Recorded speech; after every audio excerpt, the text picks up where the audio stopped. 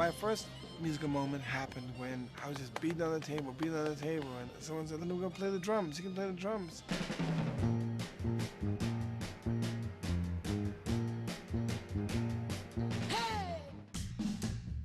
My mother never said, "Oh, you can't do this because you're blind."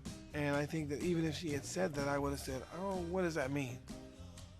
What do you mean blind? Come on, let's go." I never saw being blind as a handicap. So I would do all the things that kids in my neighborhood did. The sound of the girls' voices, I just loved that. There was something about that. You know, I was curious. Come on, I played house. I mean, come on, you gotta know.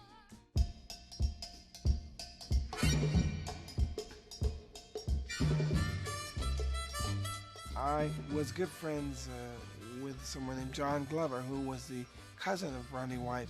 John worked a situation out where I could go over and audition for Ronnie, and I went and I sang for them.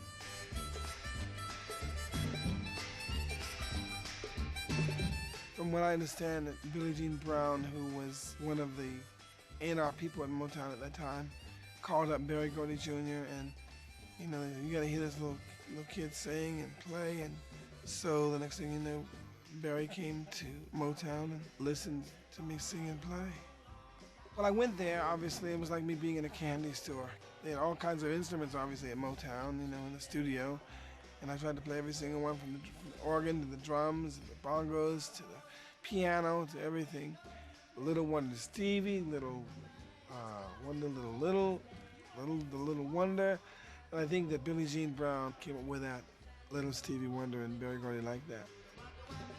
And it was 63 and I was 13, and they were saying to me, "Oh, you're getting ready to go on this incredible tour." One part of me was so excited, but I think I cried that whole night just about, because I didn't want to go, but I knew I had to go. I was committed to go. And then the next day, we started our first major tour.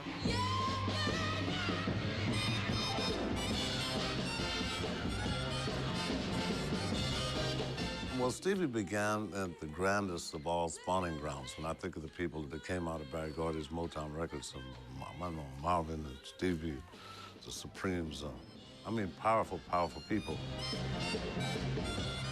When I first met him at the Apollo Theaters, he said, "Man, how does many girlfriends does Ray Charles have?" Because I was fascinated by that when I first met Ray, too. I said, "Damn, Ray, got 2 girlfriends, 2 suits, you know, record player." First thing I think of is this little kid backstage at the Apollo, 12 years old. And from there on, it grows into this monstrous talent that God touched on his shoulder personally. They've got it at 12, honey. You better watch out when they get 21 or 18.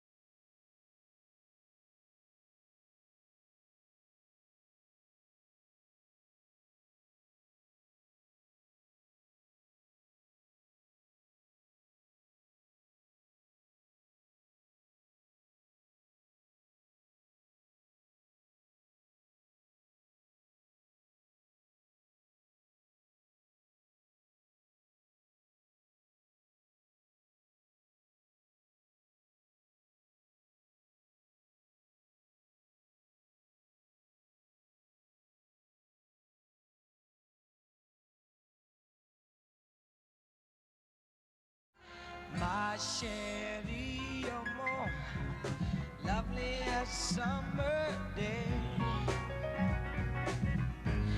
My Sherry, you're more distant as the Milky Way.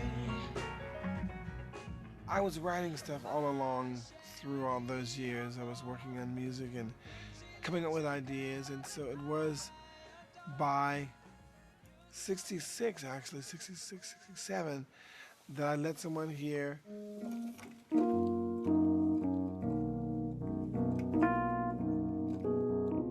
Stevie was doing hundreds of songs. He'd just come in with and record 10, 15, 20 songs a night. They say when it rains, get wet.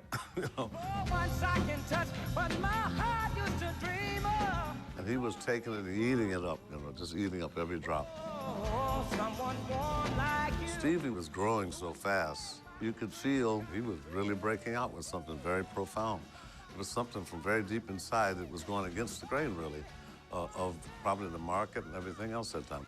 The stuff that lasts and makes the biggest impact is the stuff that they didn't expect to hear. And that's what Stevie was master of. Oh, yeah, baby. Like the fool I went and stayed. I think Science to Deliver definitely has transcended time. I think it has a kind of forever, ever, and ever feel to it. Signs still delivered, I'm yours. He always had that inquisitive mind, and I love that. I remember Robert Moog asked me once, he says, why don't the brothers play the synthesizer? I said, because basically it doesn't bend. And if it doesn't bend, it can't get funky. You know, if it get funky, brothers are not gonna play it, you know. Robert Moog put a pitch bender and a portamento on it so it could bend and get funky. Then Stevie tore it up. Stevie did Grammy-winning albums in a row, all the way up to Innovisions, you know. Very superstitious. Writings on the wall. He is good. He is great. He's a genius. Living just enough for the city.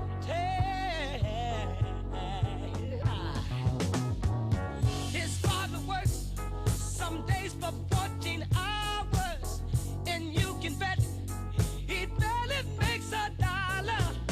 His mother goes to scrub the floors for me.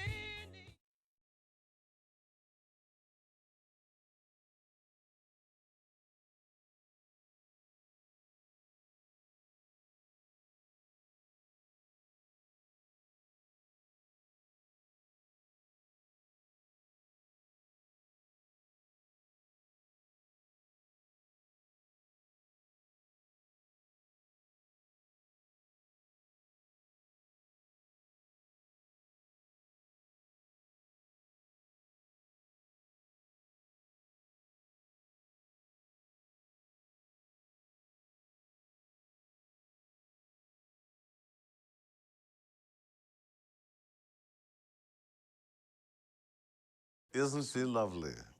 Come on, doesn't get any better than that. I see us in the park, strolling the summer days of imaginings in my head and words from my heart. I think that music has always been a reflection of society. And as an artist who's a songwriter, we can definitely tell you the joys and as well the pain.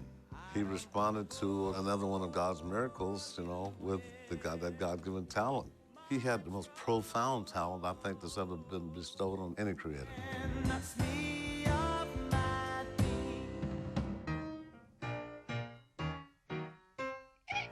I think that there have been some songs that I've written, from the Happy Birthday song that I did for the King Holiday Bill to the Apartheid is Wrong song that we did. Don't you worry about a thing. There's a responsibility that we have as artists, entertainers, musicians, songwriters. If you are able to express yourself, then you've got to want that for every single one of your fans and every single child, just every single person in this country. But don't you worry about a thing. We have done so many things together, and I mean really monstrous things. Social activism has always been preceded by an innovative music. You know, it doesn't make much sense. There ought to be a law against anyone who takes offense at a day lobbied and worked so hard to have Dr. King have an official birthday. It was something that none of us will ever forget. Everybody waiting for it to come together, but this was a very, very historical day. It's the first time his birthday was an official holiday. Happy birthday to you. Happy birthday. It was a great moment in my life. Working with Quincy was wonderful because I have so much respect and love for Quincy Jones. We're cut from the same cloth, and that we have an incredible thirst and appetite for loving humankind and loving people. The only thing that is comparable to that is how we love music.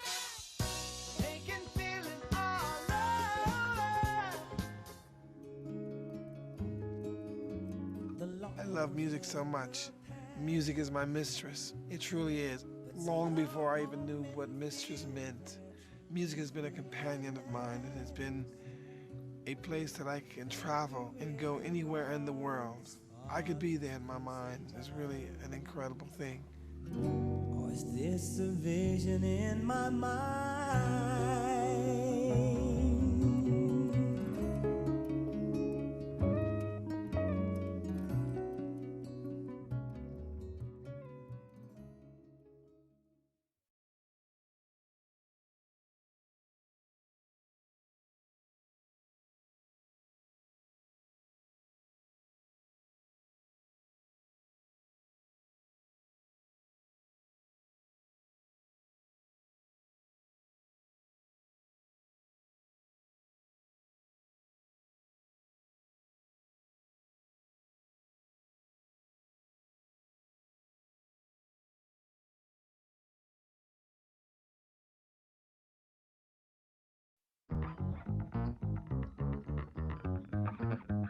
It's very hard to catch up with Stevie. His spirit will lift everybody up to the top of their ability, and I think that that's what his influence is the strongest, you know. He will turn it on in a New York minute. Looking back on when I was a little nappy-headed boy. Many young singers come up to me and ask, what advice would you give me as a starting performer?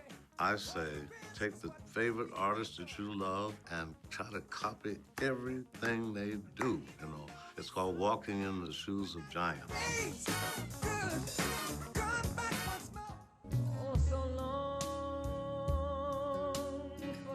He's connected with humanity. That's all I can say. You're talking about a genius connected with humanity. That's as good as it gets. Parents, really more than ever, have to play a very significant role in their children's lives.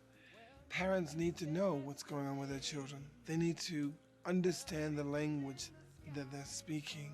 They can understand their frustrations, they can understand their pains, they can understand their questions. And I think that if there is anything that we can give is to feed the minds by making sure that they have a great education. This is why I've consistently supported the United Negro College Fund, and I will continue as well. There's a ribbon in the sky for our love.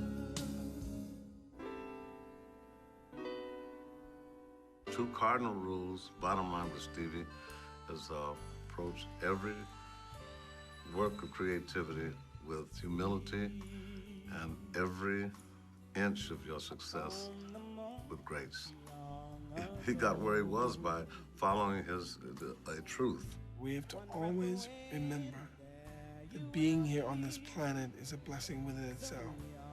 You've got to let every one of your desires be to give the very, very best that you can, and to never let anyone tell you that it is impossible for you to reach the fulfillment of the promise that God made long ago for you. So go for yourself and do the very best that you can.